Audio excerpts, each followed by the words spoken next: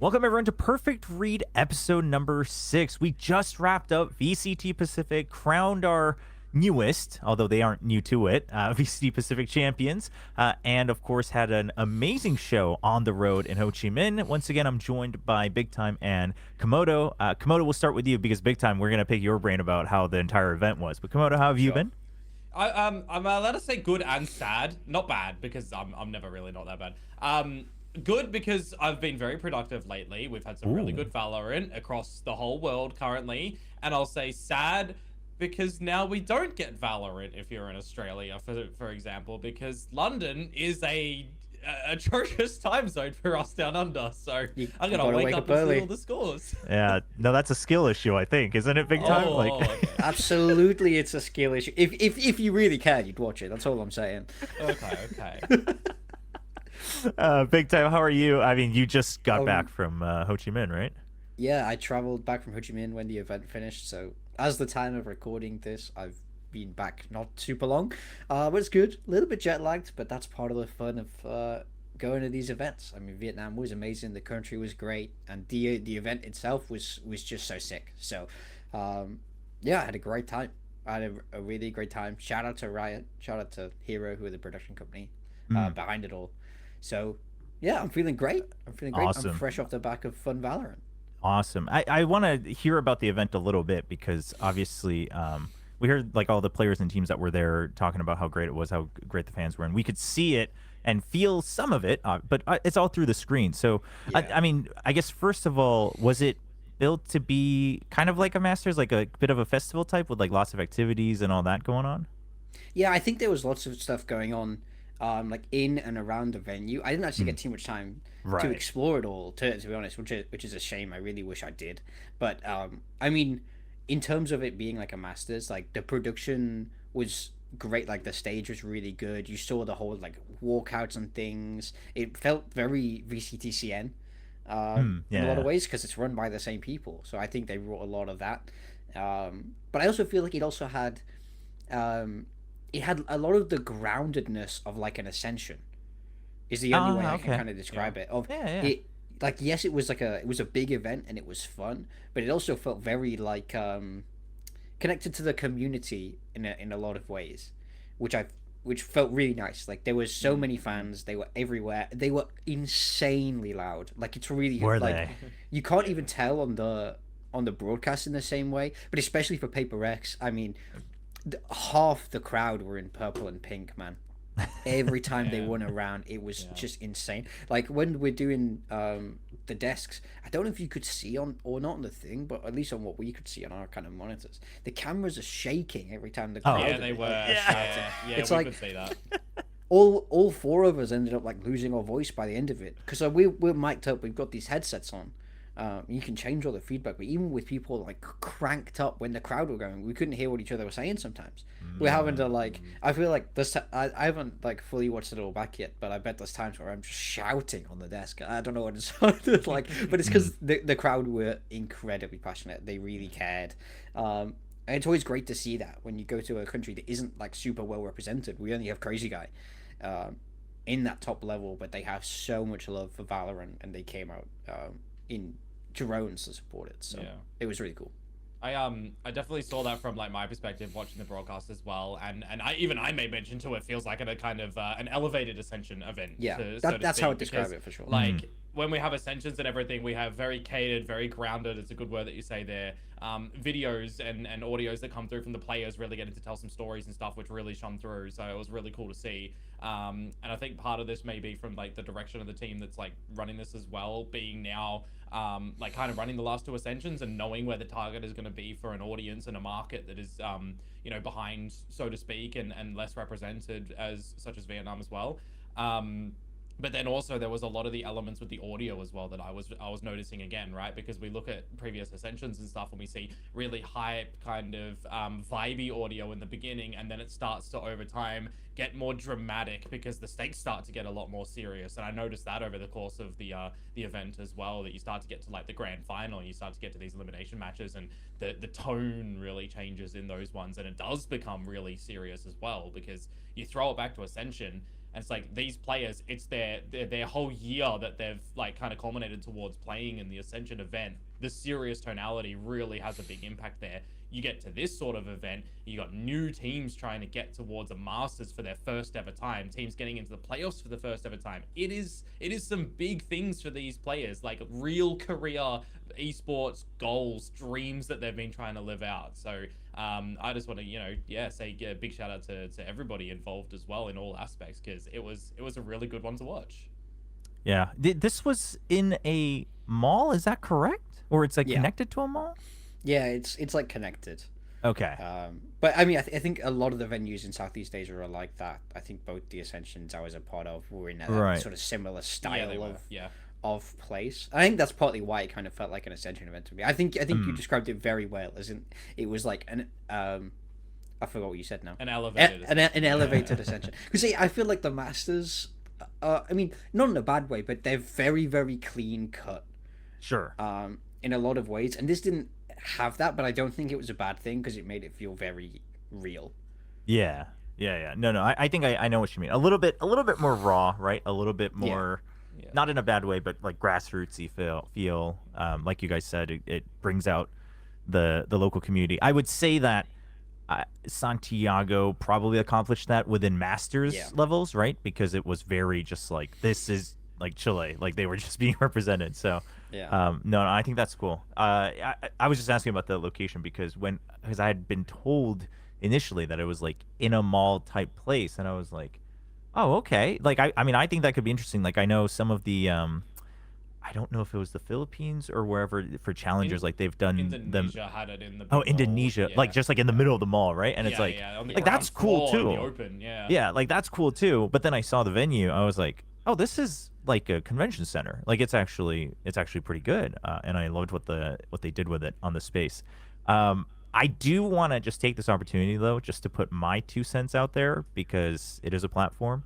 One is I mean this is always true for a lot of Riot events, but the crowd mic's not coming through as much. Was like such a shame, and I feel like they found that good spot. Obviously different teams, but like good spot at Santiago where it's like literally in your face, and then because like we could tell because of the environment, but like we couldn't really hear it. I mean, you could kind of hear it during the games of like, ooh, but you know who could hear it though? The players. Like the crowd was so loud, and there was something that I noted in the grand final. The crowd was so loud that round 2, literally there was a moment where it's like, oh, crowd is going loud, let me turn around and get the kill. It's like, well, come on, man. Like no, wait, hold on. But I think that is that's just part of it, and that's the whole experience difference though. And because the thing is like you can argue that, but also it is an experience and mind game, because what if it's the other way around, right? What if they're cheering because it's the other side or somebody else, or because it's the other, like you know what I mean? Like that is a gut check thing. Because I've had people coming in and be like, like I don't know what the solution is, but I mean, especially once you've been there for the event, it's like, okay, if you had to choose between that and not that, like not having it, it's like there's just no competition, right? And it's you don't want to go back to having players in glass boxes, right? And it's not the same. And the boxes don't really actually fix it fully anyway. So it's like, I mean, I do think it's an experience diff, because technically that information is available for both people, right? If you're kind of like passing by each other. So, but the other thing I wanted to say was, I do hope that I think we've gotten to a point where esports, a lot of esports productions, and especially Valorant, is all about it being flashy, but not really telling the story. I was a little bit sad that we had such a good venue and opportunity for the walkouts for the grand finals, and it just felt like the same for both teams and all 10 players, right? So it was very hype, and I think it's hard to notice that when you're on the ground, like whether it's production or the fans or even the players, because you're just like the adrenaline's pumping through, right? And the music's loud and your name gets announced, you're walking out there and it's cool. But it really just felt like, we had 3 camera angles being recycled. It's the same walkout. There was no story about, like, I didn't really get the vibe of Paper X are the challengers, but they're really not. Like that was like an easy story to sell in that walkout. And I think that was a little bit missing. King of Walkouts was well, there. Sure. There's like, surely someone wants to step up to impress, no?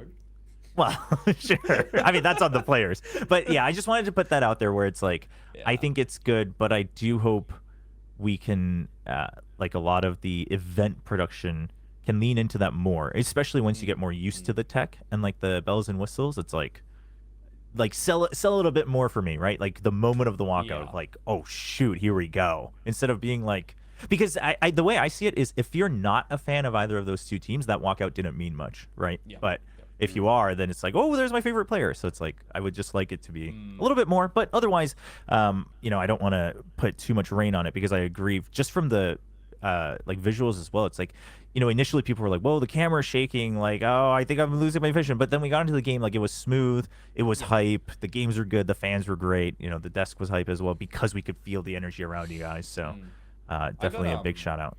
I got one more thing. Like, if I'm to say something with the walkouts, the AI voice has to stop. I'm kind of getting sick of this voice right now. Like when it was coming through, it's like once upon a time it sounded like a mishmash of Jen and Vic, and now it's got to the point where it's like Leviathan came out and it was like, I wrote this one down, Leviathan is what the AI voice said, and I'm like, yeah, this has got to stop. Like, we have such incredible talent everywhere in the ecosystem of the esports of Valorant. Surely someone can just like organize 5 to 10 minutes to record players' names for a walkout, like, and actually make it mean something. I think it's so easy at an event like this. You have a stage host who can. Yeah, well, that's the ideal. That's the ideal scenario. Yeah, I'm with you. Especially in the local language, like that's like, dude, I forget his name, but the guy who was the stage host for the Santiago, like he was a absolute banger. Like the way he was interacting with the crowd, even off camera, like during half times and stuff, he just knew how to control the crowd. And then the way he was introducing the players, you know, during the grand finals and stuff, like he was killing it. So. That's definitely ideal. I fully agree. But again, these are just, I think, us wanting to see it become better overall. I thought it was, especially when considering, you know, moving forward, that we're going to just have nonstop road shows, you know, in the coming years. It was a very promising look because I think it would have been a little bit unfortunate. Let's say if it was like, you know, it's good, but, you know, it had some, you know, misses, then we'd all be sitting here like, ooh, is this what 2027 is going to be like? But we just saw it. It was like, okay, they're trying to uphold the standard. Sure, it's not perfect, but it hit the right notes that you like want to be watching. So shout out to everyone involved. You guys killed it out there. But let's talk about the games then, because I think the games definitely played a big part. Now, for anyone who missed it, we have our final three. And in order, as ever unexpected, it's Paper Rex in first seed. And then we're going to have Full Sense and GE. So I want to go in reverse order a little bit, touch upon kind of the build-up. So let's talk about global esports first. And listen, I don't want to pick on it, but I think the reality is that their performance in Ho Chi Minh was a little bit of a disappointment. Would you agree? I would agree. I think it's something that needed to happen for this team. It's still it's a young team in their like life cycle. This is the first year they've been together, and this was their first time actually playing on a big stage with, you know, the sort of real effects of crowd noise. Where for those of you who don't know anything about this, if you play on a stage like this, the Valorant is so much faster, and we saw that in this game. And it's faster because the timings are faster in a way where you can run. Even when you should be heard, you probably won't be heard because you've got white noise blasting, you've got crowd blasting.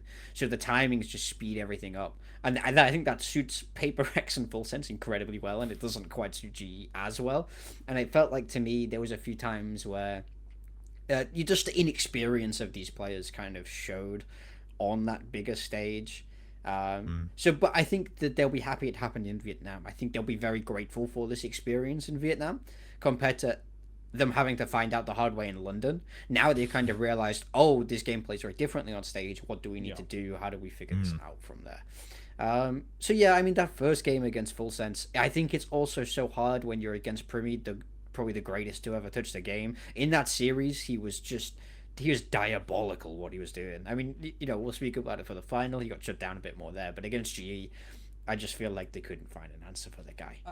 I mean, like, So I'll start with the first point about GE they're going to learn a lot from these losses as well. And I don't know if you guys were able to catch the post-match interviews that they do with all of them. Frost even, was mentioning about, like, they're kind of glad that it did happen for both of these series in Ho Chi Minh and it didn't happen in the Masters, for example, right? Because they're going to be able to look back, they're going to be able to reflect and really put in the preparation to Masters to learn what went right, what went wrong. This team is incredible when it comes to the slow ante that they can get out with this. So they're going to learn a lot from that as well.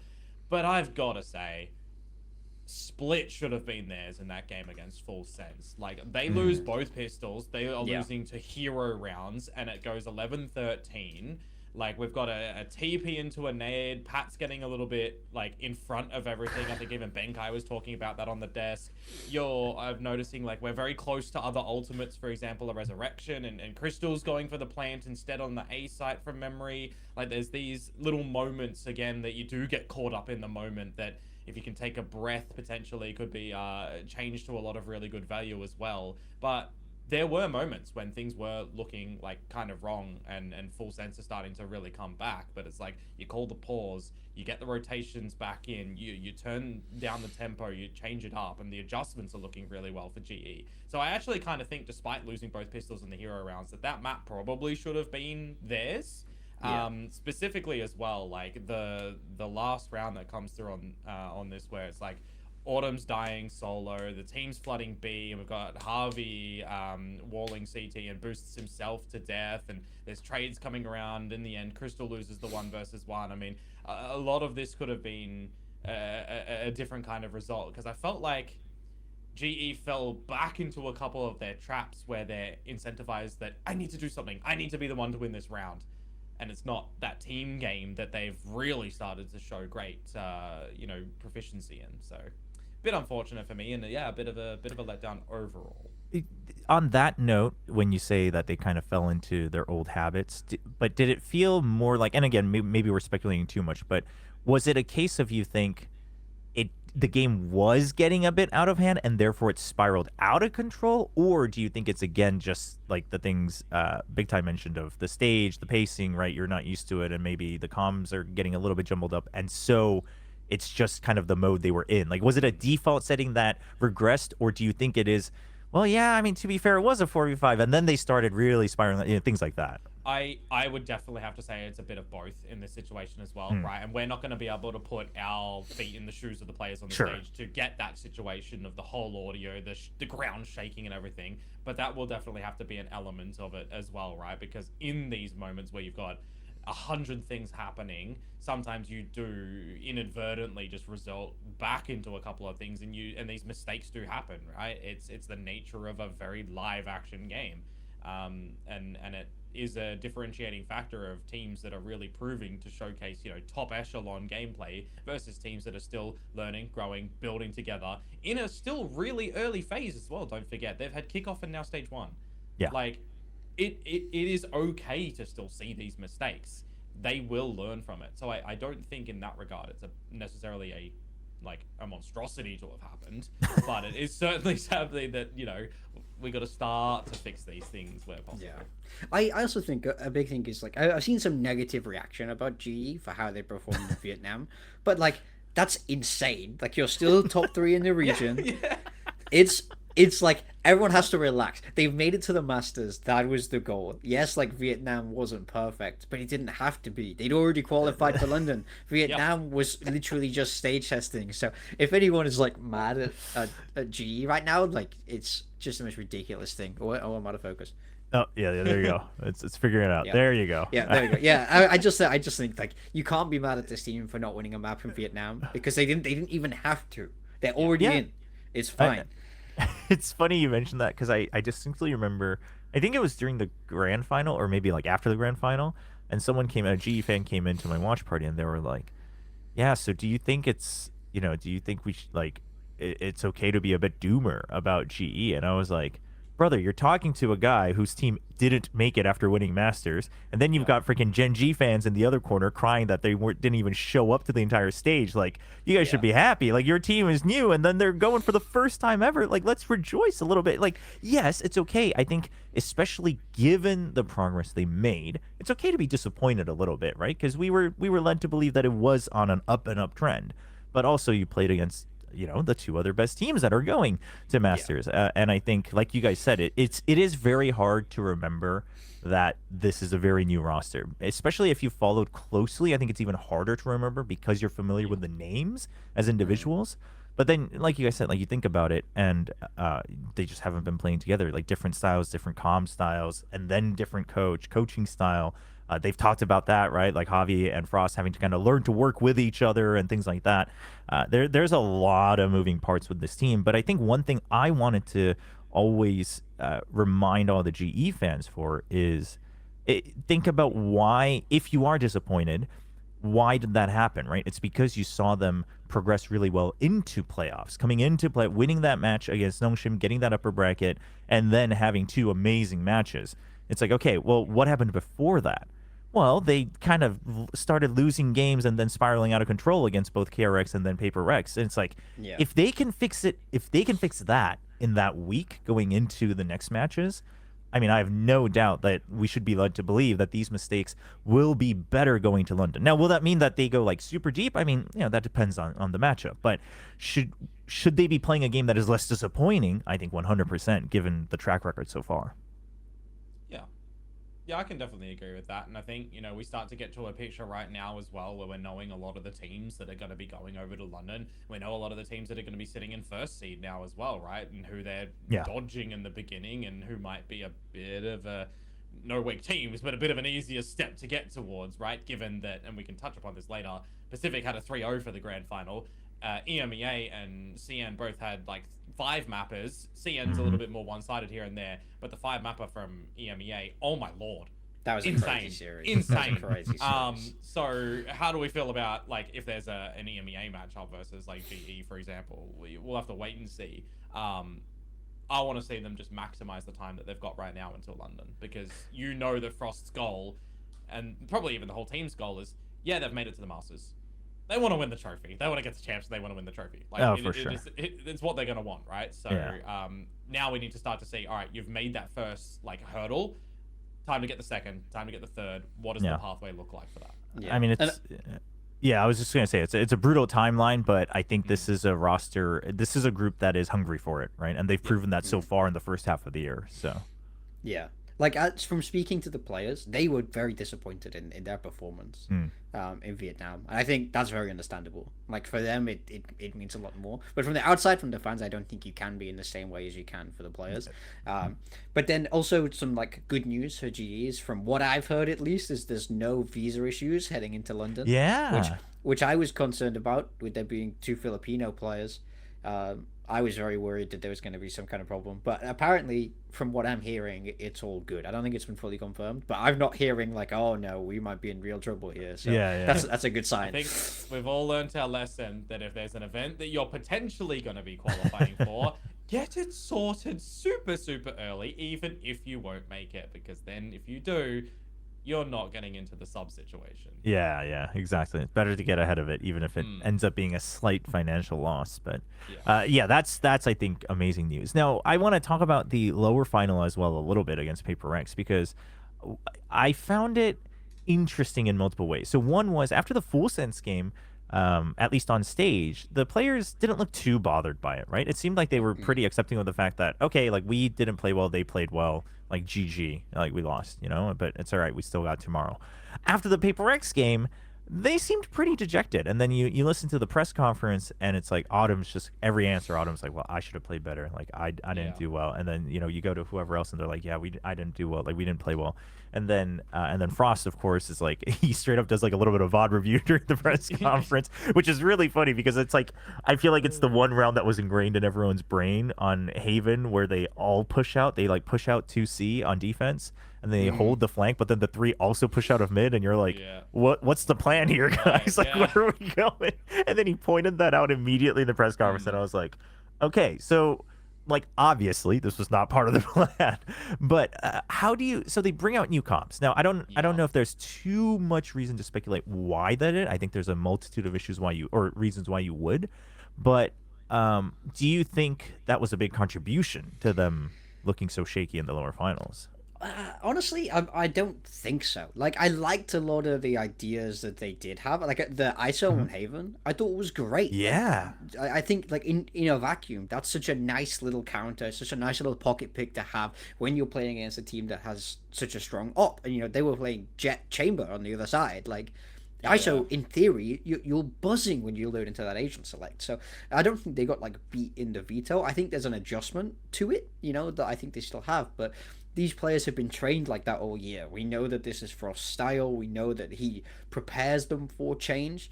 So I don't think it was that bad. Like especially when you talk about that round that you were mentioning with like the weird pushes, it just feels like they're playing Valorant in this pressure cooker, and you don't always make the best decisions under the crazy amount of pressure. And especially like when you play against Paper Rex are notoriously the hardest team to go against in all of professional Valorant. Like I've been there and I've never found it as hard to prep for a team as I have for Paper Rex because it's so simple and you always feel like you have the answer because you know that they're going to try and fight you. But the one thing you can't do, you can't not fight them. The moment they kind of believe you're not even going to fight them, they'll walk all over you. You have to kind of show strength. It's like if a bear charges at you in the wild, you have to make yourself big. Um, so GE had to try Is and that actual advice? Is that wait, really? Hey, this it guy thinks depends. he It can depends. tackle a giraffe. Okay, let's not take animal advice from It's this guy. it's something like brown bears you're supposed to try and fight, and black bears you're supposed to run. Really? Oh wow. Okay. It could be the other way around. Please Sure, don't take but this there's as like a wildlife difference. advice. Yeah, there's a difference. Mate, Oh. if you're in the woods with a bear, But- you're gone. I think Paper Rex are that team where you kind of have to get in their heads early. You have to show them that we're going to play the game at our tempo, and you can't just swing us. The moment they feel like they can just take the fight to you, you're going to get ran at. So I think that's partly of like GE kind of panicking in that moment and being like, yeah, let's go fight them, let's go fight them. But if that's not in their game plan, it's not built into their comp, it's not built into any of their strategy, you get this kind of weird mix, and I think that was definitely part of it. But I think back to the original question of comps. I liked the Haven comp. The triple Sention Lotus, I didn't like. I mean, so we had Wait, okay. Is this a personal preference, or you think? Not saying that they are bad, but you personally wouldn't rate it highly, like in general. I think both. Like for me, I don't like Okay. the building blocks of this comp anyway. I think it makes you Okay. limited in what you have to do. But then I also think I didn't like how they played it. We had Sure. I don't know if you guys saw, we had Jovi on the desk before Yes. this map. And we were speaking to him off camera, and he said, "Oh, I think I know what they're gonna play on Lotus and on Ascent." And I was like, "Oh, do you think that they're able to beat Paper Rex?" And he said, "If they execute it well, then yes." So then we see this triple Senti, and we even asked him like live on the desk. We were like, "So do you think this is how you beat Paper Rex?" And he was like, "Absolutely. This is how you stop it. You have so much stopping power." And I was like, "Okay, perfect. Let's go." We went back to the green room. I'm sat there watching the game with Jovi, and he's just molding. He's losing his mind, and he's like, "Guys, what are we doing?" Like, I think it's one of the early rounds. I can't remember exactly which one it is, but we see can tell you the Crystal. rounds. Crystal goes and puts both of his sensors in drop on A site, and then just jewels in front of it. Jewels. And we were like, "Okay, guys, this can't be how you're supposed to play it." And then we saw them do this like heavy A fight 3 times. Even Frost said, he's like, "Why are we heavy A fighting? You have so much util to win the heavy A fight," and they lost it every time. They send like 4 people there and dropping all their util. And from the moment I saw that, I was like, "Yeah, this is over." You can't get cheesy, you can't get gimmicky with comps like this if you then can't execute it well. So, I'm gonna go back to Haven for a sec with the comp because I fundamentally and theoretically don't think it was a bad idea for GE to be pulling this out.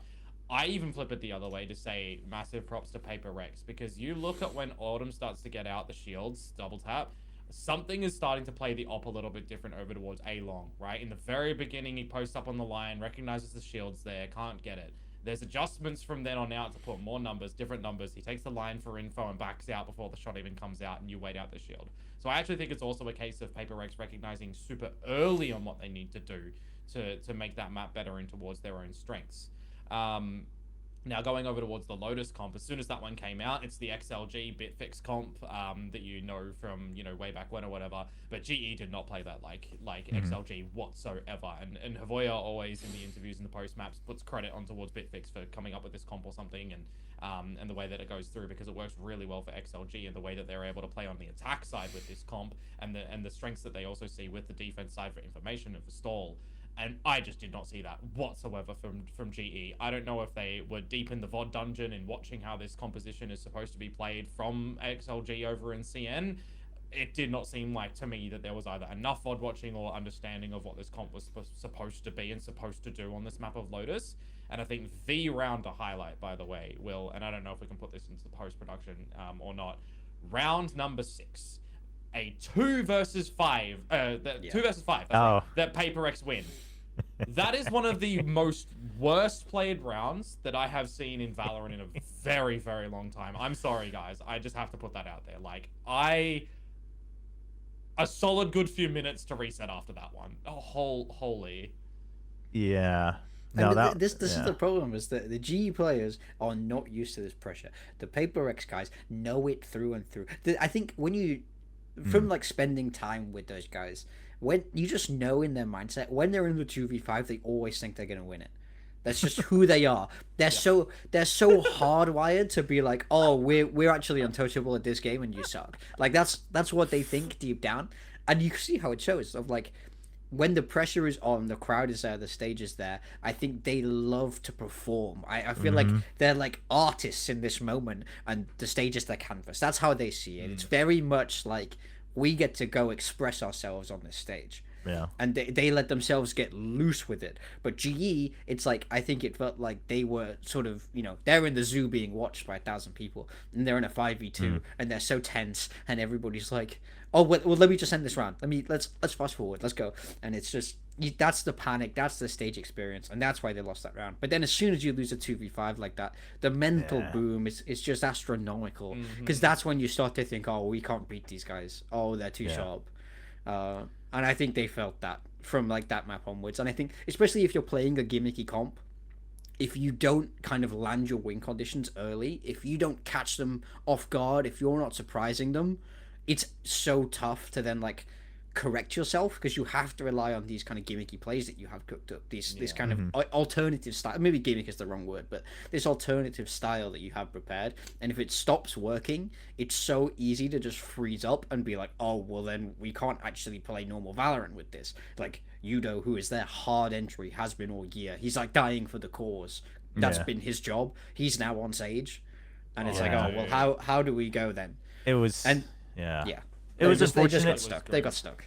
It was unfortunate, especially because, like, obviously, again, I understand why the roles were spread out the way they were in that competition, but also then you can't help but think, but Javi was so good on Sage, right? It's like you start thinking about this as a viewer, and maybe even as players too. You're like, oh, I don't know, like maybe I'm not doing this right, and so it was rough. I mean, I think they were pretty well aware of it as well. I think in the press conference, Frost talks about how he's like, obviously the protocols are different, and it's like he started seeing the old protocols show up, but that just looks stupid in the new comp, and it's like that's something you need to. He was like, I understand that, it's tough, and it's something we have to discuss. Which I am curious though, right? Because obviously from the outside we can't see the extra potential of what you might see, or maybe there isn't any, but right, like we just don't know where that range is in terms of how the practice is going or how the discussions are going, and that whether you have more reason to believe. But I think it'll be very telling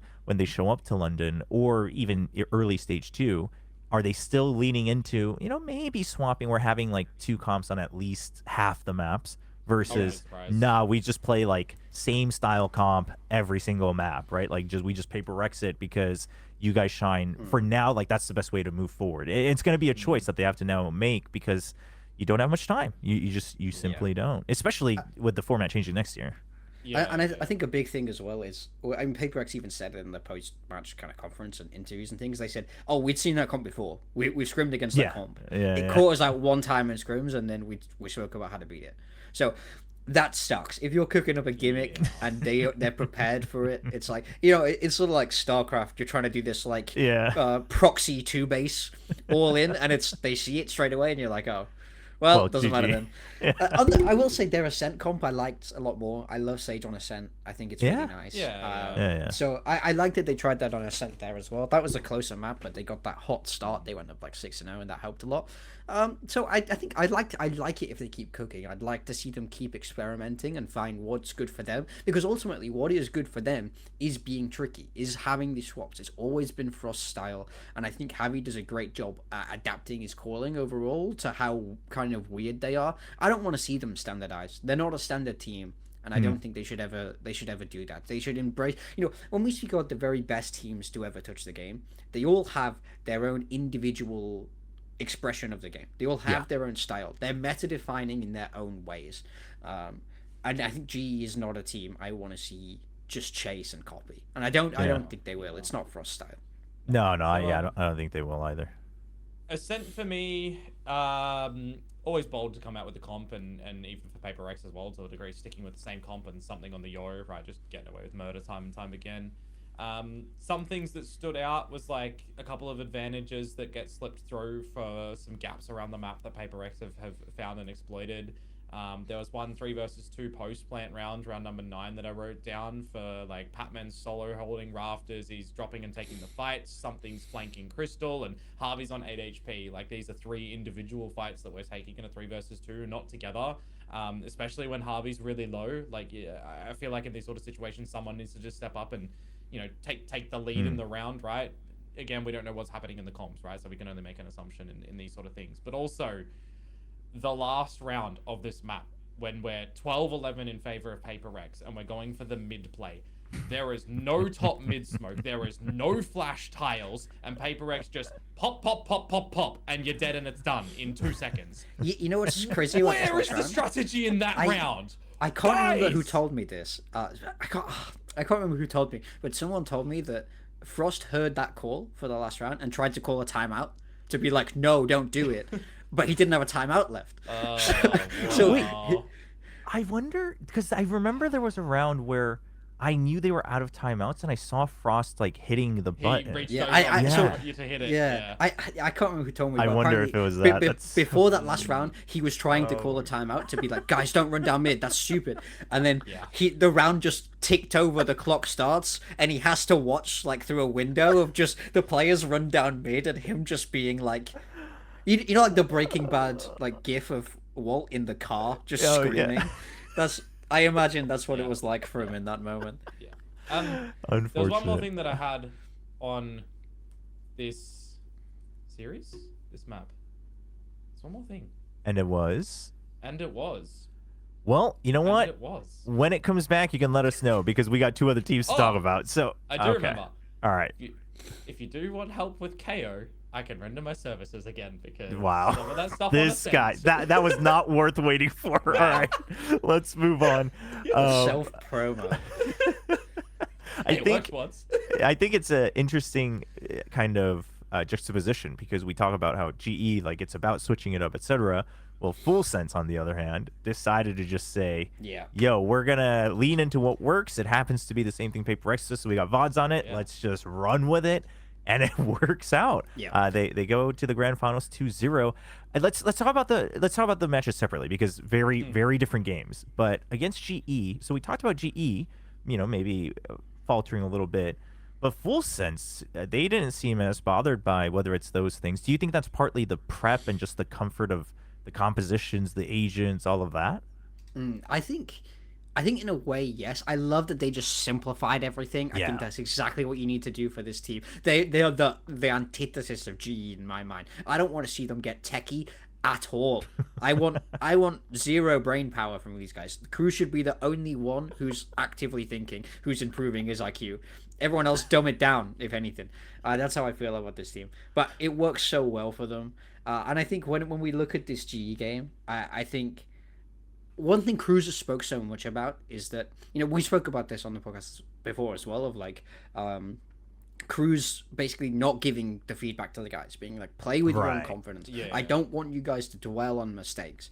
And I think that's why it looked so good in this first game, is because they were just playing with so much confidence. They were winning so many rounds that they shouldn't win, and they just managed to snowball it kind of across the line. And I think that is their style. That is what they should be leaning into. I think, like, but back to GE, I think that's a team that is constantly getting feedback. I think Frost is a pretty heavy-handed coach in how he likes the game played. He wants it to look like his vision, and I think the Full Sense vision is a lot more collaborative, creative. And that's what I want to see them do. So I think they were coming into this event already with a place of extreme confidence, feeling like they could outfight anyone, they can out aim anyone. They weren't, they didn't care what you were going to do because they were just too good. And I think they embraced that on the stage, which let them settle into it a little bit more, which let them take that confidence fights because they've been practicing at playing confident for so long. So in this first game especially, I think they grew into the stage where GE couldn't in this match.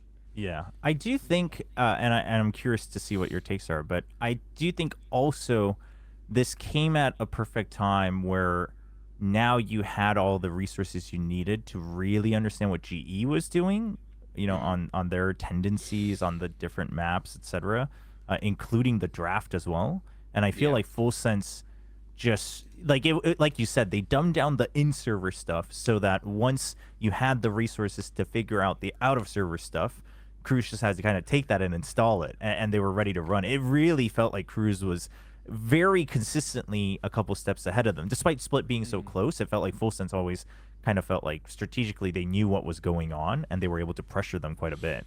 Yeah.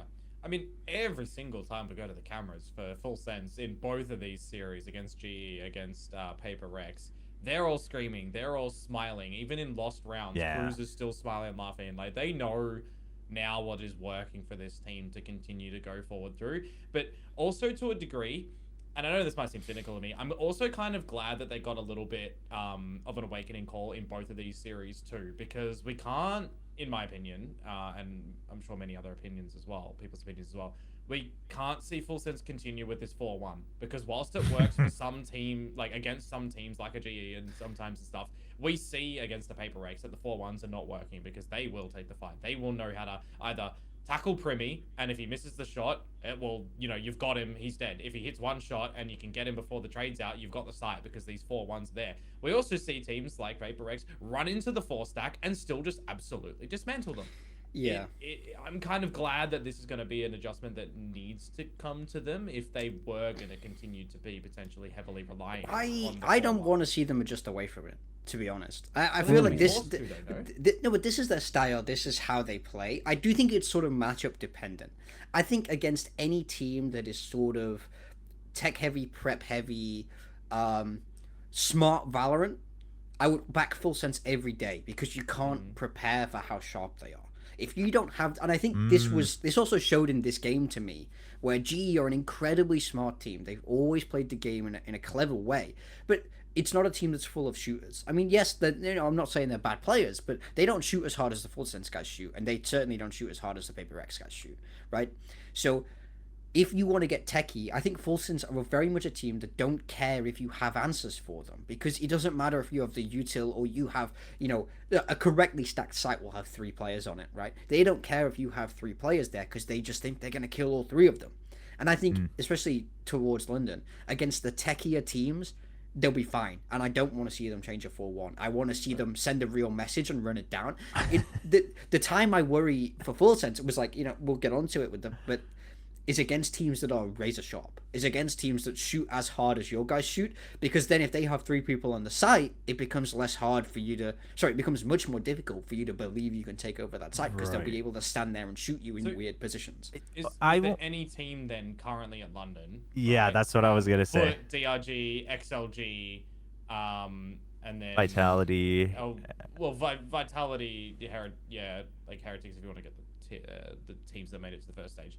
Is there any team then, BigTime, that you would say that they maybe need to consider adjusting from the 4-1? Or do you think every single team that's made it there, this Full Sense style right now is still fine? I just think the moment they swap away from a 4-1, how does this team actually look like? How do they actually function? because they've never done it. I think heading into the first kind of Masters event as this squad in this organization is not a time for you to have an identity crisis. You played a style that got you here in the most stacked region. I think swapping can only be detrimental. Yeah, but let me swap that though. I agree with that, especially just because it's like you got there, you gotta just show. We see this a lot, right? This is what the Ascension teams go through: is that you got to whatever tier 1 region, and then it'd be best if you stuck to what you knew, just to at least see how well it does, right? And then if you don't make it, you have all masters to fix it. But a lot of them are like, shoot, we gotta adjust, right? Like these guys play differently, and then you just look even worse, right? And we see this to some of the, I would say, now and then we've seen it with VCTCN teams going to masters or champions and being like, okay, we've heard that it's different, and they try to play differently. And it's like, I mean, you might as well just try to frag out, right? Like, so I agree with that, but let me flip that question then and just say, who do you think poses a danger to Full Sense? And I'm gonna give you 2 teams. Do you think G2 and the likes of Vitality are teams where stylistically or just pure firepower wise, like Full Sense should be a little bit worried about? Because I think these 2 are teams where they are rated very highly, obviously, but at the same time, slightly different, characteristics. Are these teams big time? You think they're? I like Full Sense into both of those. Okay. To be honest, All right. I think the style that they play, like, yes, they're sharp players, but I don't think either of those rosters is as sharp as the Full Sense roster. I think that's probably a little bit of a controversial take. But I think across the board, I would, in just pure firepower, I'll take Full Sense in both of those games. Okay. And I think the way they play Valorant is still a little bit too proper to deal with Full Sense. I don't think they're going to take enough risks to fight in the right places, because I think that they still have they play very good Valorant. They play very consistent, fundamentally sound Valorant at their best. Mm-hmm. And I think that's not the answer to the Full Sense. I think it's the other way around. I think the Full Sense are weird. They run all these 4-1s. They hit these sites that they shouldn't hit. Primmie is stood in places that he shouldn't be stood. Like, they break the game. So against the teams that want to do it the old-fashioned way, I think that they'll be fine. Okay. I actually feel like this is also a bit of a hot take, but I think the sort of Turkish teams, the LATAM teams, the Raw, who I think also have that kind of, we approach the game in our way. I don't care what you're doing because we're good. I think those are the teams that are more of a problem for Full Sense, because they're going to have no problem just sitting 5 people on one site and going, run at us now then. We have one of those. Foot. Yeah, exactly. So I do feel you like think then they'll struggle against Foot? I think that would be a tougher matchup for them. Right. I think for me, Full Sense, it's so up and down depending on how they look on their day. But I think this is a team that can beat anyone. Sure. If they play right, but I think I think we saw it because against GE tried to be smart, they tried to be techie. GE got their 2 best maps according to Frost, and they couldn't contain them. They couldn't contain the raw firepower. Paper X, on the other hand, also just focused on their own game, didn't care, won the fights, and I think they showed that if you can beat Full Sense in those fights, then they start to fall apart. Right. But right. I think trying to find an answer in theory only does so much against a team like this. Right, because you could have the answer and they could still just out aim you and out frag you. With And that's the problem. Is if you feel like you find an answer on paper, you do the answer, they hit your strong side anyway, and you lose, then you go, oh well, now what? And I think we felt that in this GE game, and I think that could happen to these smarter teams internationally. So you think Paper X then was just better against Full Sense? Yeah, I think Paper Just X the was just diff? Paper X, man. I think they heated up so much. They ran that lower bracket. They're in the final, and I think especially in this grand final, the crowd was so on Paper X's side. It was crazy. They had so much hype, and I think the players individually just had so much belief.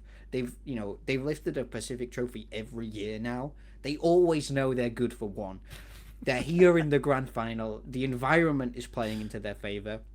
The players are like, it's impossible to say who's been the best player really for Paper X, because Jing had his time, something back on Jet, Device had these monstrous games, Forsaken in the final was an absolute beast, Envy's been rock solid, like all 5 of them were on, and I think in that form, there's nobody you could have put on that stage across from Paper Rex that would have beat them on that day. So in that mindset, then this is a yes or no question, and both of you, is this Paper Rex's Masters then, from what we've seen, to lose? Is it another Masters? They're the favorites. Pacific to get five Masters in a row? It How would many be five. Masters? It would be five. Five Masters in a row. We just need the champions.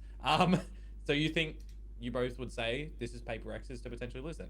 I think they're the favorites heading into the event. How could you not be? I feel like they've just come into form. But it's not even that. It's like the meta has fallen so beautifully for them. I mean, you could say it did at Santiago, but it felt much better for Nongshim. It's a firm double duelist meta, but you're not limited to needing a Neon or your it's a more open double duelist, which is so they've been playing this style for so long now. It's so perfect for them. The map pool is just perfection for them. We saw Full Sense have a double ban in this final, and they used that double ban. So they banned Ascent, which they always ban, which is fair enough. If you're in the perma ban, so be it. Then they take out Split, which is a great map for Paper Rex, and the whole point of that is they picked Pearl first. They put them on their most uncomfortable map first, and they still lost. From the moment that they won Pearl, we all said it's a 3-0 backstage. We said Full Sense need Pearl in this series or it's game over. Man, and the fact you can't win Pearl, that's it. That one for me was wild. Like Paper X on attack, beast mode. But wait, hold on. Before you talk about the map, I need to get this out. I talk about it every time. The map draft. I used to think it was just a personal preference style, but I am now giga convinced you should always put the map you know you're winning as your third map if you're in the upper bracket, because either you're winning it and you close it out, or you're losing it and you get a confidence boost. And when I saw them leave Fracture, I was like, I mean, either you're just convinced that Paper X's Fracture really sucks, or you think you have the edge because we haven't seen much of it, and yet that's relying on them, not you, right? Like, you should be picking a map where you're like, we have so many reps on this that we know we're winning, or they haven't brought it out, but it doesn't matter because it's like literally our best map. Like, we just can't lose. Because I just think, like you said, it goes in line with everything else you've been saying big time about like in map like strategy, right? If you brought out something really confidently and that loses, like, where do you go from there, right? So if your best map is lost in map 1, it's like, how do you possibly rally back around that and being like, well, you never know, we might win maps 2 and 3. It's like, I don't think that's the plan, guys. So I do think, I really hope we continue to see this, because generally when the team from the upper bracket looks confident, it's because they've done that. Like, they have their third map as the turnaround point. And this is, in fact, this is also how DRX lost to Paper X and gave the first ever reverse sweep, because they also had Lotus, which they had never played, as the third map, and then freaking Stacks played Omen. And it was that wasn't the actual worst part, but that's the one that sticks with me. So anyway. Full Sense, after this map, I was kind of like thinking to myself and saying, like, can we have rifle rounds, please? Because it's another map instance of getting double pistol. They don't get the bonuses, but they get the second, right? Double pistol, double anti-eco, and then you lose the map. Unlike the GE split one where they got the double pistols and stuff, and then they end up winning just, right? This is me needing to see a little bit more on the rifle rounds as well. But I think this is a little bit of a combination of Paper X kind of giving some things up in this map, finding their own footing as well on a map that they've generally been banning.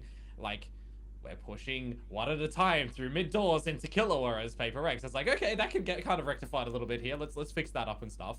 There really isn't a way in this map from my perspective for Full Sense that they should have lost this, right? Double pistol, looking solid at the first half. You're up 9-5. After that, on a map that Paper X has not looked good on and has been banning, right? That should have been your map. Cases where, like, we're trying to hunt Primmie as well, for example, and he nearly gets that ace too. It's like Paper X are giving some of these things up, right? They're looking sloppy in the beginning of it. But when Paper X do win that map, boy oh boy do we see normal Paper X kind of going in towards the Lotus and Fracture in a lot more instances, right? Like, we're getting the Jing Rays back, we're getting comfort, we're getting something fragging, we're getting the team looking very fluid, very dynamic. Still a little bit flambunctious perhaps and stuff, but it is still looking really, really good, even if the scores start to get close, because I think this series was a good showcase again for Paper Rex that individually and as a team, they do have a hell of a lot of clean answers in rounds, whether or not they're in front to close or behind to get back in. Yeah, I do. I also felt like that every time, because they started on attack, Fulton started on attack on all 3 maps, right? And it felt like, again, generally on attack, you have your own agenda and you get to basically call the first shot, and the other team has to react. And that felt a lot better. And I actually think Cruz, at least on Pearl, the other maps started to slowly fall apart, but at least on Pearl, actually had some really good reads. And he was actually outsmarting Paper X. And it was like, wow, okay, like pivots, like they had that one where they just draw out, devise ult, the Killjoy ult as well, and then they do a full pivot through mid. And I was like, wow, I expected you guys to just barrel through, because that's what you normally do, is just challenge everyone. But you've accepted that Paper X is one of those teams you have to respect. So those were good. It's just, again, it is, and maybe this is the result of what we talked about earlier about the whole 4-1s on defense.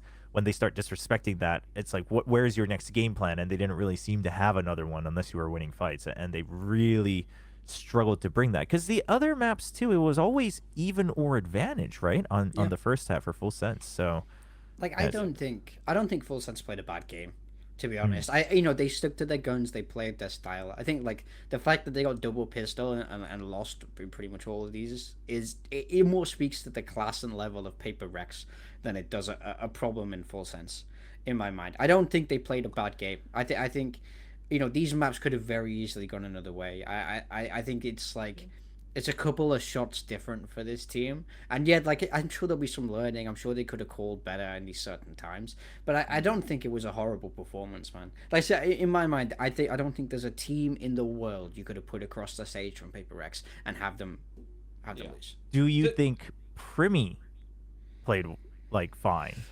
I mean, relative, no. Like, he got cooked in the final. Like, you can't argue with the numbers. Like, he doesn't have games like that, and he had a game like that in the final. Right, but relative, as in Primmie normally does so well that this one sticks out, is what you're saying, right? Yeah, I mean, he didn't win his fights, man. I mean, I think it's sort of 50-50. Don't get me wrong. I think Paper Rex had nice ideas. They weren't like letting him just go run around and do his thing. They were kind of challenging him in the right places. But then I think also he just didn't hit those shots that we normally see him hit. Like, it's so rare, it feels like to me, when Primmie has an ult and you see him miss and just has to like reposition and give up that space. He kind of never has to do that, but he had to do that a bunch of times, and I think, I think this was Primmie's flaw. I think he didn't show up in this game compared to how he normally does. And even then, it was yes, it was 3-0, but they were like, what, 13-10s? Like, it wasn't. These weren't unwinnable games. 10-9-10. I think they need to. It's brutal. They need to do some more like introspective work, I would say, to make sure Primmie's confident in every moment. And this team is fine. There's another caveat as well. How many bailouts did Envy give Paper Rex in this as well? Right, he was a rock in this one.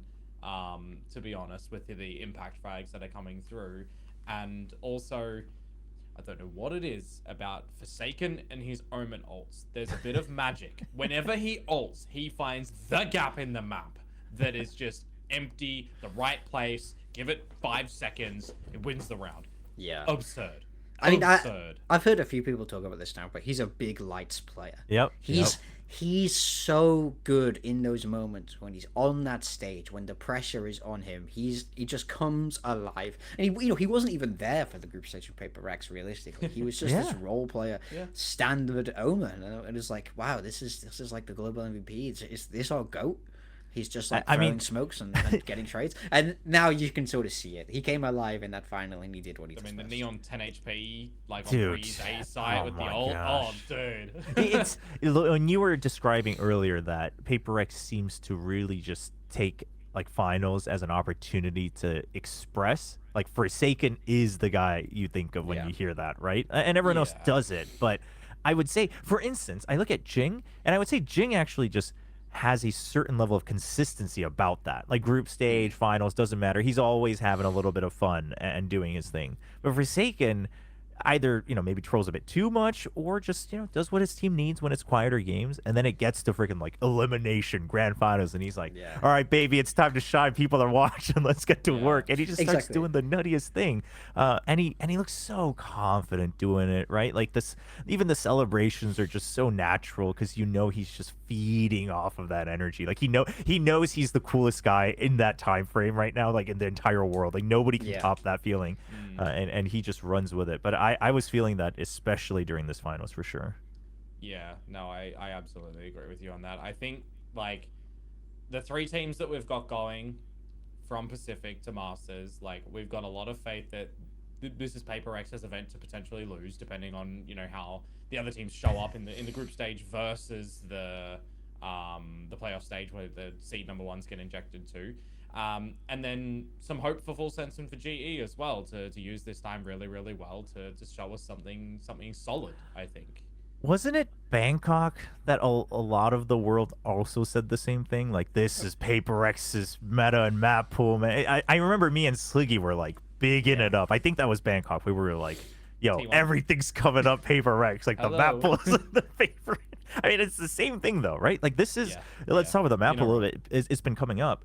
I do have to think that this is the best map pool Paper X has ever had. I mean, there's no Abyss, there's no Cut Road. It's so money for them. It's unbelievable. Even the Ascent is playable, right? If they tidy the Pearl and Fracture, a couple more percentages.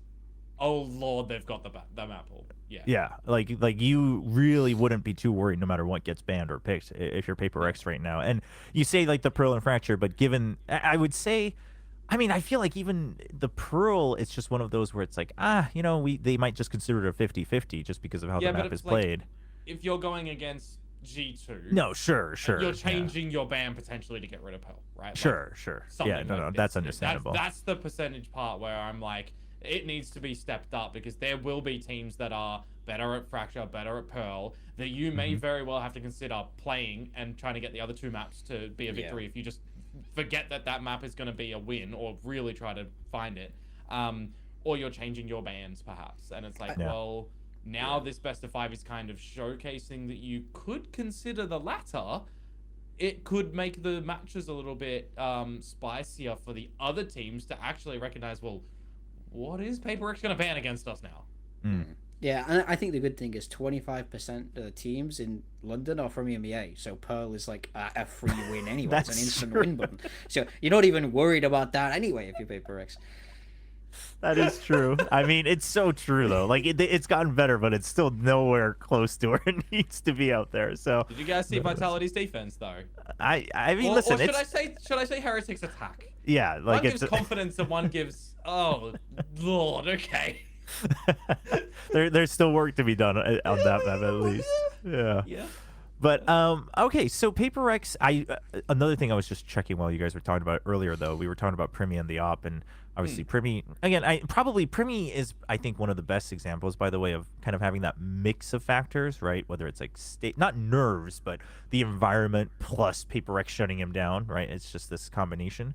But he didn't have a single op kill in the entire finals, whereas Something had 11 across 3 maps. So. Yeah.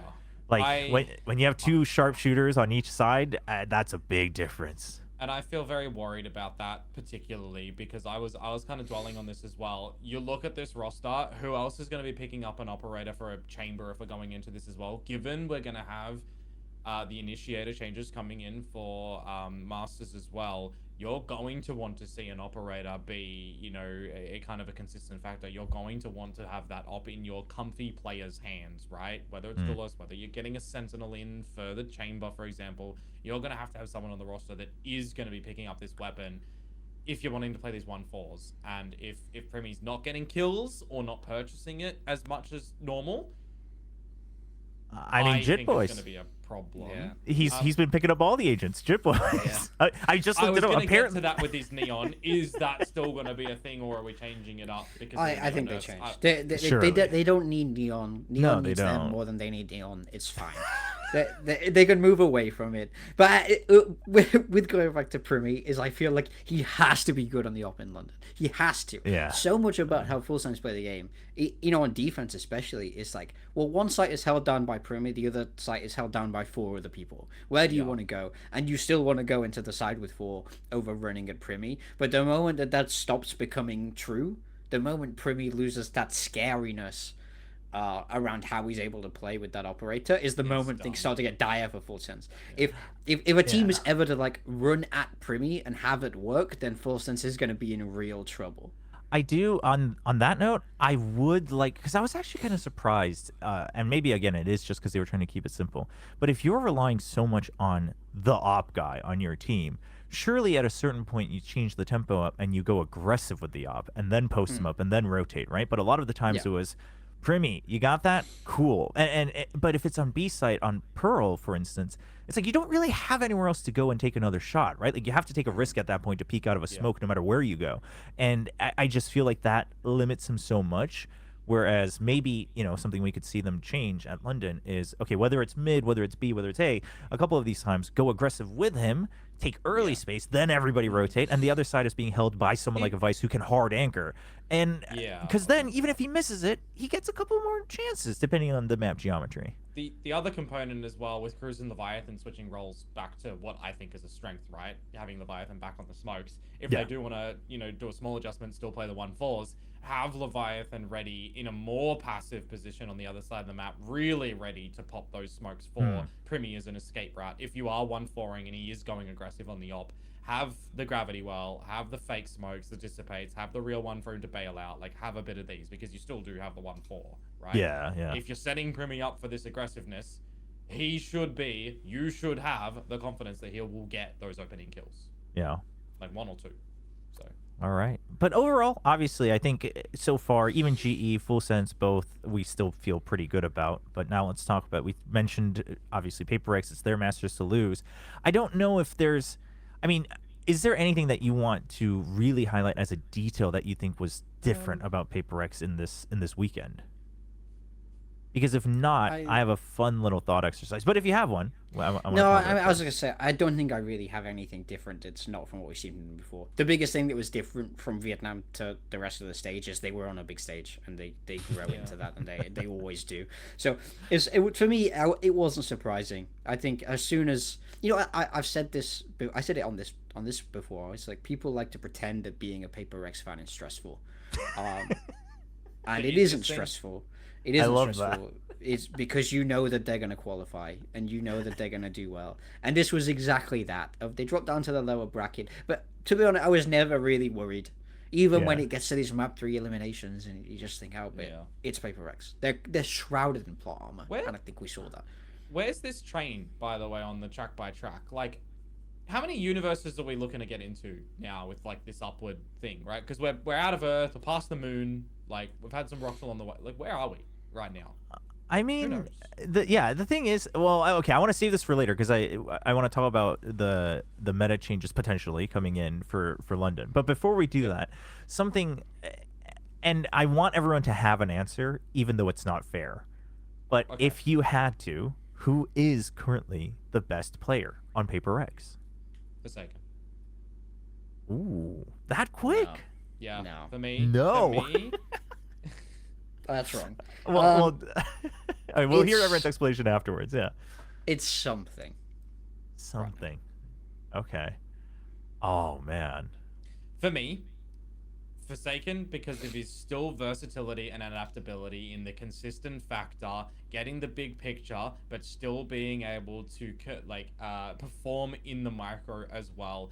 Doesn't really seem massively phased, knows that he's got the whole team to back up where needed as well, knows that he can have consistency where if he doesn't hit the current little bit that he needs to, the team will as well. He tastes these risks where he needs to. He knows that he's got the safety net of his own confidence rather to go for these bits as well, like something does too. Sometimes it's not as flashy because he's not playing the jet, the operator, really doing the dance around, but he's just so, from my perspective, in the game, no matter what it is, omnipotent in this game. He's got the magic, he's got the vibes, he's got the vision. Like with this team, he covers the bases and the roles for a player that I think is like the guy that you want to see as your solid building block on a roster. So for me, Forsaken. I think like he's been good, but he's been muted a little bit. He's been put on these perma smokes. I've seen him be a role player. He was great in the final, right? I can't dispute that with you, because he was great in the final. But we've seen less of that from him. And I think if you talk about consistency and the building blocks of the team, I think the only other answer I could really give a lot of credence to would be Devi. Because I think he is all of those things. He is the building block. He's the most clutch one. He is the backbone of the team. But then we talk about who's that sprinkle of truffle on the top. Who's the guy who's really shining here, and it's something. Especially in this meta, now that the Jet is perma back, I want to see him play Jet across all 7 maps in the pool. This is where he made the name for himself, right? This is what... It feels like just a more heightened version of the game of when he first joined, when he first made that name for himself, is like, look at how unbelievable I am. He's not, the whole game is set up for him right now. Yeah, no, that's true. And I think the second we saw him go back to Jet, he's taken over every game he's been on. He's had these moments where he's absolutely phenomenal. His floor looks insane on this agent. I don't think that's true for really any of the other players. Wow. Okay. I mean, it's funny because I agree with BigTime in that if I was choosing based on consistency, right? Like safety, Devi for sure.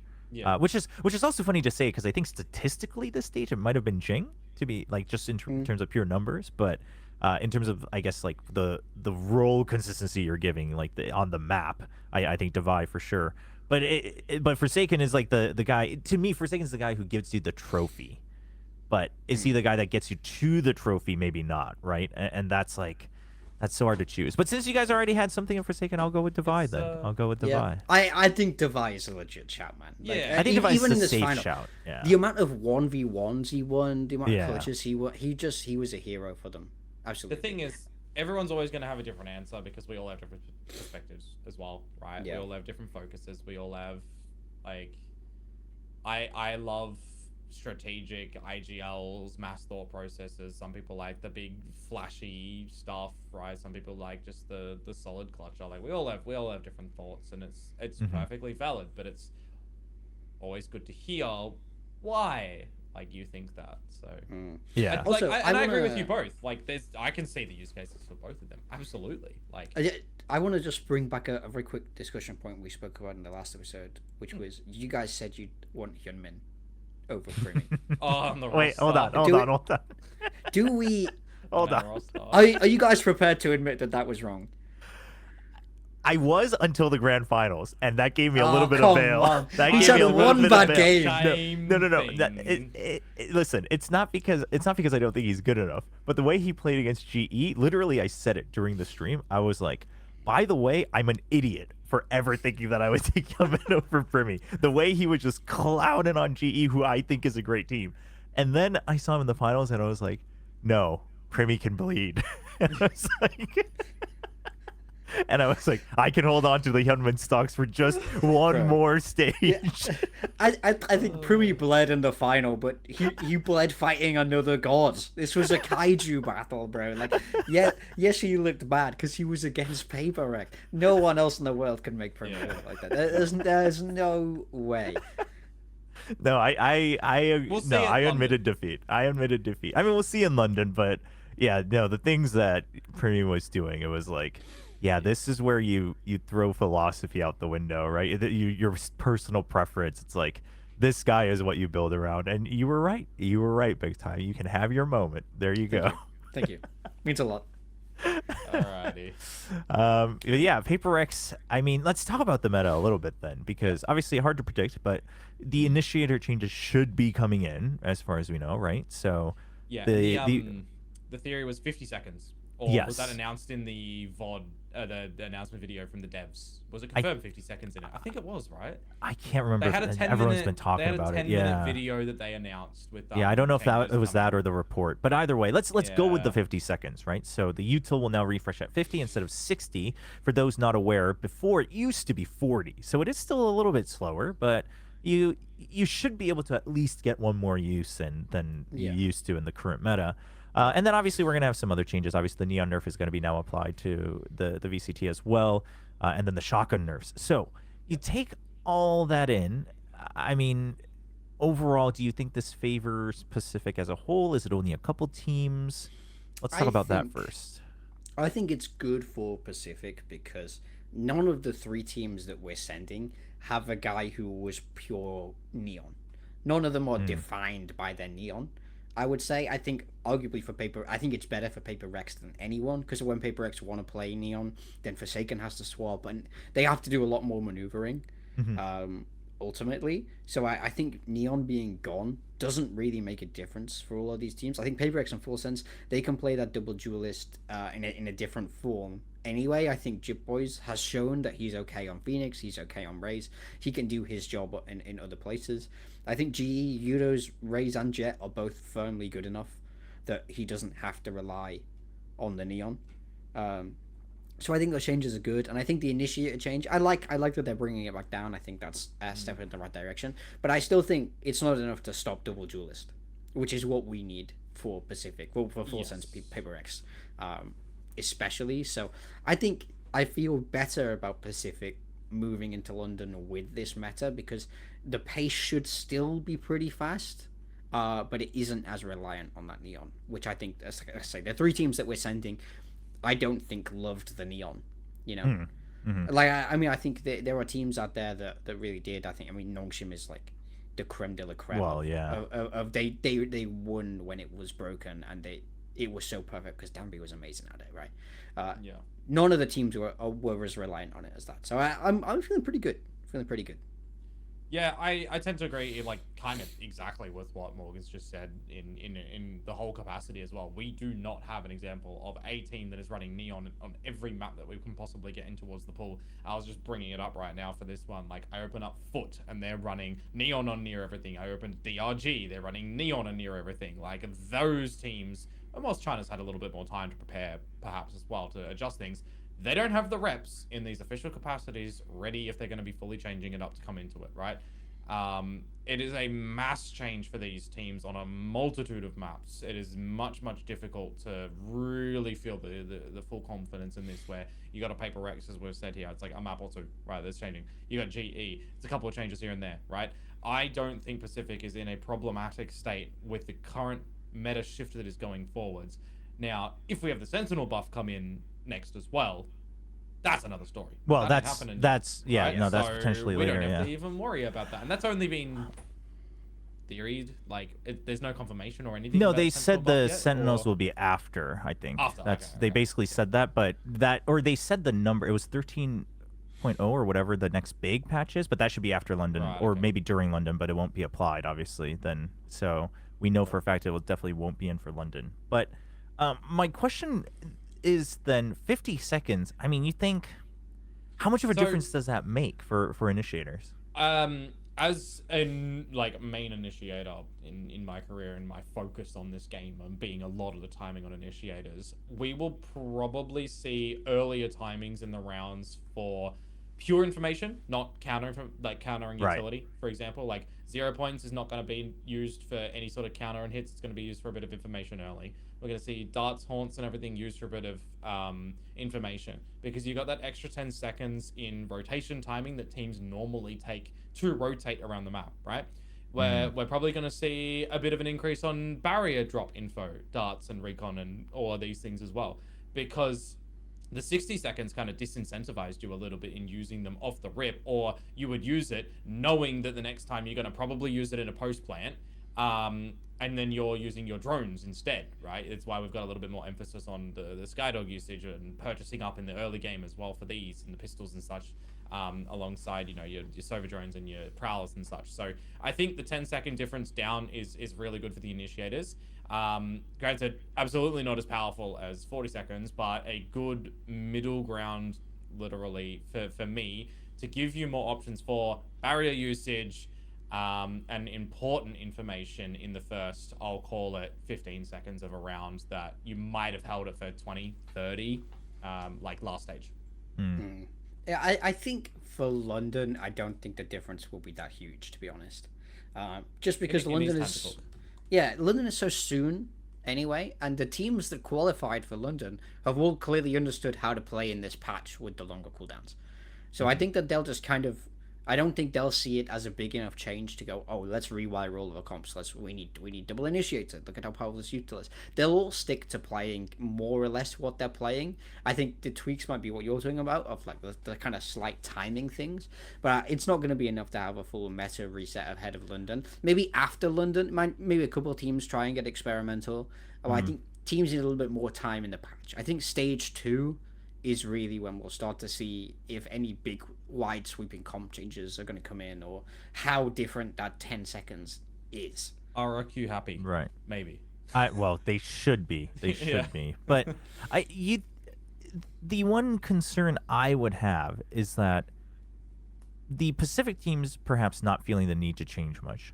But I can only imagine, obviously depending on the final team as well from Americas, that some of the other teams would very happily lean even more, if they weren't already, into double initiator, especially if Neon's not there, right? So because my question to you is, other than Paper Rex, not just from Pacific, but other than Paper Rex, how many teams do you have pure faith in running like flexible double duelist comps that don't include Neon, right? Because the Neon just allowed so much of that pace and aggression to ignore. Even if you had double initiators, you'd just ignore it, right? Because you were a Neon. But now that the Neon's gone, Paper X, sure, you're like, well, I mean, these guys have been running it down since, you know, the dawn of time, so obviously we have to watch out. But then you're looking at, you know, other teams and you're thinking, well, no, we could probably scare them off, right? We could probably take this early space and make that worth it. EDG comes to mind for me as a team that can have a neat change away from the Neon without too much. I think given the time frame right now, Heretics could potentially change a ban favor to get rid of one of them that was potentially heavy Neon and focus more on two others, on some shifts. Again, I also have a kind of thought that anyone that's running Neon plus Raze or Neon plus Waylay could technically still run a Neon and not do just the hop arounds and still have the standard walls, slides, because they're still there. You just don't get your, you know, jumping around like a lunatic on the Neon. So you just have to physically like unlearn that movement capability, and it would still potentially be viable. Potentially, we won't know until it really gets played out, right? But I can still see use cases for teams still running the Neon with another duelist, and even potentially alongside the Waylay. Like if the new Neon, we say this all the time. If the current Neon now with the changes comes out right now, Neon will be played. If the current Yoru comes out right now, Yoru will be played. If the Waylay comes out right now, they will be played. We are still just in a mindset that these agents were so good and they got nerfed. We don't want to touch them. Right. They can technically still be theory crafted to play, just with the stakes. Who is putting in the massive time for that? Yeah. Also, how an agent feels is massively important. Yeah. Like I think you're technically right about the stuff with like Yoru, where it's like you just take the, you know, in a vacuum, you put it in now, and maybe people would go it's good, but they would have no experience of it being better. Like pro players are fragile babies. They're fragile, tiny little babies. You don't want to upset them. You know, if your guy who's been, you know, was spamming Yoru in the Yoru meta now says, I don't like playing this, and throws the toys out the pram, you go, okay, sweetie, don't worry, here's Jet. You know what I mean? You have to placate them a little bit, because if you force them to play something that feels horrible and then it doesn't work, it's just a compounding massive problem. Like these guys all have to live together. You don't want to upset anyone too much. So yes, it's true in a vacuum, but I don't think that's I still don't. I still think we'll see teams move away from Neon for that reason, because whoever's the Neon guy is now going to be running at like what 70% of the speed. I can't remember the numbers, but it's going to feel bad to play after knowing what Neon could have been. So unless you're pure all about Neon, plus most of the guys who we've seen do this, we've seen have big moments on Jet in their career, have big moments on Raze in their career, and after so long in a Neon, I mean, I think a lot of people feel this, where it feels so nice to watch a Jet play again. Like, yes, it dominated the meta for so long, but then after seeing Neon, Jet is a breath of fresh air, and the players will feel that too. They can think back to 2021, the glory days when they were like, you know, whatever they were doing back then, and they'll go, yeah, I can play that Jet again. Let me float around in the air and spam right click these knives, you know. So I think on an individual level, swapping to Jet isn't that hard. It's more like the coaching staff where they have to kind of redefine a lot of these execs, where they have to kind of relearn a lot of these timings. What about but though? It won't be that bad. What about the use case where you're running the Jet plus the Neon, for example, Heretics, where Koshmaris is just playing the Neon? You've already got a Jet, you've already got a Raze. Like, yeah, I think that gets hit hard. That's the trickiest iteration of this scenario, because you can't just throw your Neon guy on Jet, and I think Raze is a little bit more techie as well, so a lot of them aren't really super prepared for the Raze. I think Jet Neon is going to be the hardest comp. I think you have to do the most rewiring. Yeah, because of the role that the Neon plays there for sure. Okay, so overall though, you were feeling okay, because I mean, I think regardless of meta, from especially just because I've seen Full Sense and GE also grow so much in stage 1, like I'm pretty positive about Pacific's chance. And then Paper X, like we said, cautiously, they look like it is their masters to lose, like just on all fronts, form, map pool, whatever. So okay, well, 5 times. Okay, actually, just a total side note: would you rather have 5 masters or a champions trophy for the region? Would you rather be the region with 5 masters in a row, or I think at this point I'd take a champions just to shut everyone else up. Legit. Like we're already the best region. Everyone knows we're the best region. If anyone argues with you that Pacific isn't the best region, walk away from them. They're a moron. But their only argument that they have is, "Oh, where's your champions trophy?" You know, I'd take a champions trophy just to shut them up. Champions is just another international tournament. For me, the separation isn't that big between a Masters. But you were better and than 15 teams instead of 11 teams, BigTime. I mean, but you got to remember, you get there through the culmination of generally this solid year's effort, which means your stage. I would argue. Your masters, your blah blah blah. I could argue that makes it worse. Yeah, to be honest, true. You get teams who peaked too early who are then cannon fodder in those events. But I would take a champs just so that isn't an avenue of saying Pacific isn't good. I got something I want to throw in then. Even though we haven't seen the Americas finals yet, so Leviathan and G2 are in. It's NRG or 100 Thieves that'll come through. Give me your grand final battle that you want to see. Wait, hold on. No, we should wait on that. We still got 2 weeks. We got 2 weeks with nothing to talk about for the next 2 weeks. Oh, well, you're ruining next week. Yeah, we're gonna have no run show. No Valorant to watch. Exactly. I'm gonna lose my Calm down. Calm down. We can spread it thin. We can spread it out over the next couple weeks. Yeah, we'll do the whole early predictions in a coming episode for sure.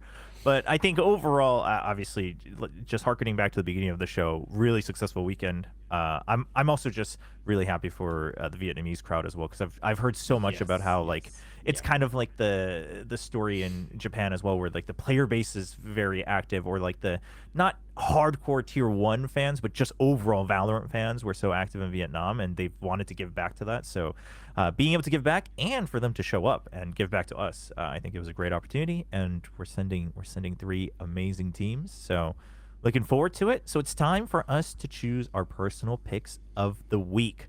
I'll start it off this time, so I'm not waiting to the very end. And I'm going to give my personal pick to Wendler. Going to give him a little shout out. I always give him a lot of crap about his breeze whenever they lose. I'm always just waiting for the one time they lose it again, and I'm like, all right, buddy, talk to you about this breeze. But other than that, I mean, even the breeze, as much as we joke, I think if he wasn't there, I don't think that team can boast about that map, right? It's just the way they play it is they're drilled in a very different way. Being able to go to 2 internationals full time with a team now, and doing what I think not a lot of people realize has already been done, and we thought impossible, which was ever so slightly shifting Paper X's style. I think that is monumental, and not to take away from anyone else, obviously, in the org, but like it's a great addition to everything that was already there. So, big shout out to Wendler. And for him as well, like speaking to Alex and the other members of Paper X, they all give him a lot of props. They say he's done a lot for the team. They say, it was an adjustment. He came in, they had to meet in the middle a little bit. But I think they know that he's improved them a lot. And I think Wendler himself has learned a lot from the Paper X boys. So it's nice to see even the sort of like the bigger names on that team essentially shouting him out, giving him a lot of flowers and saying, yeah, he's helped a lot. Yeah. Cool. Who wants to go next? I can go for the week. I want to shout out Leviathan, man. The whole weekend, that guy, I felt like he was fantastic. When he was the one we had the least expectation on, in full sense, in my mind. He's been slow all stage. He's been the one who, to put it bluntly, it looks like he's been getting carried in a few of these games. They even, he's shifted around this role. Like Cruz even said, like, we want to simplify things for him. We don't want him to have to think too much. And then he comes out and he plays a great game. In that final, it felt like he was the one keeping them alive in these games more often than not. That's not an easy task. It's not easy to do that against Paper Rex. It's not easy to do that on this massive stage when he's not used to it at all.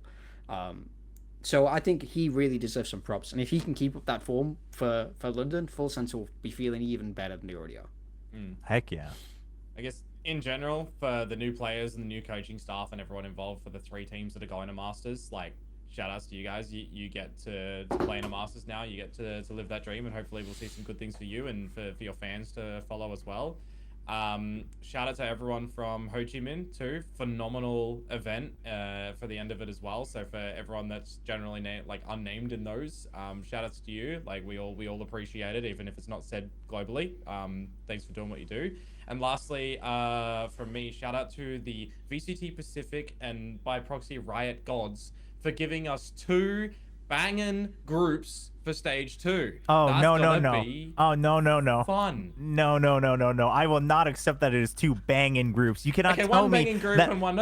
Yeah, one group is amazing. And listen, people think I'm like complaining about Nongshim. No, I think Group Alpha is an absolute banger. Oh, it's going to be great. And I would want, if you're a fan of any team, you want them to look great going into champs. So you want them to be in a group where they prove themselves. But you can't tell me that another group where 3 teams can just sit there knowing they have playoffs locked and a couple extra championship points is a banger group. That's what could make it fun if they drop the ball. I'm getting confused at who's in what group. Okay, where can I find it? So, Alpha Group is Full Sense Global Esports, RRQ, Nongshim, Zeta, and Genji. And Omega is Paper X, T1, DRX, DFM, Secret, Varel. I think they're pretty even, no? Why are you guys getting so... So Chobra is saying that Paper X, T1, and DRX can sit back, arms up. We've made playoffs, bro. But so that group's got Secret, Varel, who are the other 3 now? DFM. I think DFM have potential. I think Secret and Varel are on the up. Varel have Foxy 9 now. I mean, listen, I don't think they're... I think Secret and Varel should... Well, Secret for sure, I think, should be better, because we've seen already the seeds of that planted. And then Varel, hopefully, right, with Foxy 9, being picked up. So we don't know what that looks like, but you can only hope. So I think they will look better, but you cannot tell me that they will look better enough to close the gap. I think KRX are worried. I think KRX saw that draw. Okay, and they thought, well then then there's 2 teams that are just cruising even harder. How does the playoff system work for the next stage? Because we have the play-ins. So.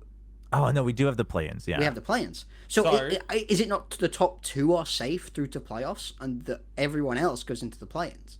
Correct. So it's the alphas go to the number 1 seeds go to the playoffs. The number 2 seeds start in the first round of the playoffs. So the number 1 seed gets the advantage to the semis. So that means they win that one best of 3. They're in the upper final, and they win that, and they're in champs. So they'd have to win like 2 best of 3s, and they're in champs. Yeah, you're right. And then 3rd and 4th seed is still going to play-ins. 3rd and 4th is going to the play-ins. Yeah. 5th and 6th start in the elimination round, I think, of the play-ins. Because I would say the bottom of Group Alpha looks weaker than the bottom of Group Omega. Zeta and Genji versus Secret Varel, you mean? Yeah. I think Zeta Gen G is weak. Well, I mean, I think so. I think Secret now they have Zeus, Upswing, I think Foxy that- 9, and Varel. I think that Huge all upswing. depends on how much faith you have that Gen G will at least look better. I think that's the caveat. I think mean, that's they the should look caveat. better. From everything we're seeing right now, Karen is They back on should- smokes. Yeah, and the meta's changing to one where they don't have to force the neon all the time and double Yeah. duelist, and no, Oh. it should be better. All I'm saying is, if you're Gen G, Zeta, Varel, or Team Secret, in your current form right now, you should probably be scared about a couple of these challenger teams that are going to come up and face you. Oh, in that for first sure. round. Yeah. Dude, also, yeah, I mean, we'll talk about this Yeah. later when we get to it, That'll but the be later. play-ins, I forgot about the play-ins. So Yeah. third and fourth, you know what? Big time, that makes me feel a little bit better about the groups. There's not as Good. many teams cruising by. You did your Yeah. job. You did your job making me happy. Well, there Two you back go. in groups. Awesome. Alrighty. Yeah. Well, thank you so much, gentlemen. It was a pleasure to discuss what a great stage one we had. Obviously, in the coming weeks, we will just talk about maybe some of the other regions as well. You know, leading into Masters. But don't worry, we'll do predictions as well. And of course, as always, if you enjoy what you're listening to, let us know down in the comments below. You know, give us a little like on the video as well. That always helps. And of course, subscribe to all of our YouTube channels as we continue to try to put out more content. So thank you so much. We hope you guys enjoyed it, and we will see you next week here on Perfect Read.